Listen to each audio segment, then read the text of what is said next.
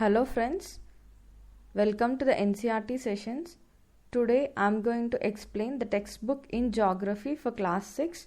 The title of the book is The Earth, Our Habitat. Let's move on. The first chapter in this book is The Earth in the Solar System. Here speaking about full moon, that is Purnima, moon is visible. Next is new moon or Amavasya. Moon is not visible. Okay. Next coming to celestial bodies.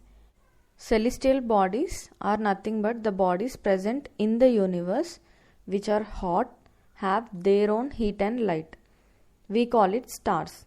The sun is a star. Next, here you can see constellations. Constellations means groups of stars forming certain patterns. So వీటిని మనం constellations అంటాం. Like Ursa Major. Here the more important thing is Saptarishi. Saptarishi means when you stand facing north, you can see 7 stars, and with the help of last 2 stars, you can actually locate pole star. Usually pole star points to north. So in ancient days people use this as direction point to go to different places. The north star indicates the north direction. Okay, this is all about pole star. Now moving on to planets. Planets, as I said before, some celestial bodies have their own heat and light. But planets are some celestial bodies that do not have their own heat and light, and they are lit by the light of the other stars such as sun. So here some interesting fact is Jupiter, Saturn and Uranus have rings around them. These are the belts of small debris. These rings may be seen from the earth with some powerful telescopes. Next we have the solar system. The sun, 8 planets, satellites and some other celestial bodies like asteroids and meteoroids all form solar system. So here we can see inner planets which are very close to the sun. They are made up of rocks. So Mercury, Venus, Earth, Mars are the inner planets. Next coming to outer planets. These are very far from the sun and are huge planets made up of gases and liquids. Jupiter, Saturn, Uranus, Neptune are the outer planets. So here we can see the asteroid belt between the inner planets and outer planets, or between Mars and Jupiter. This is all about solar system. Next, moving on to the sun. As we all know, the sun is the center of the solar system. It is huge and made up of extremely hot gases. The sun is about 150 million kilometers away from the earth. We have planets. We have 8 planets in our solar system: Mercury, Venus, Earth, Mars, Jupiter, Saturn, Uranus and Neptune. All these 8 planets of the solar system move around the sun in a fixed path, and these paths are elongated. So these paths are called orbits. Mercury is the nearest to the sun. It only takes some 88 days to complete one round. Next we have Venus, which is called as Earth's twin because of its size and shape very much likely to the Earth. Next we have Pluto. Pluto used to be a planet, but now it is a dwarf planet. Next coming to the Earth. Earth is the 3rd nearest planet to the sun and it is 5th largest planet.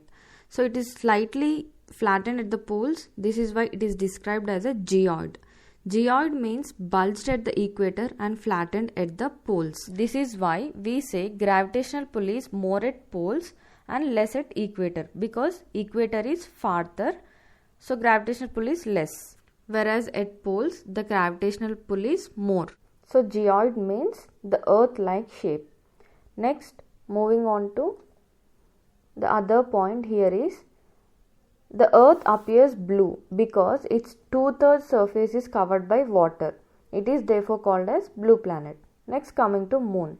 Our moon is 3,84,400 kilometers away from us. So the moon is the only satellite for us. So it moves around the earth in about 27 days. Next, we know Neil Armstrong was the first person to step on the surface of the moon on 21st July 1969. Next, light travels at the speed of about 3 lakh kilometers per second, and yet it takes 8 minutes to reach the Earth. Next, we have satellite. Satellite is also a celestial body that moves around the planets in the same way as the planets move around the sun.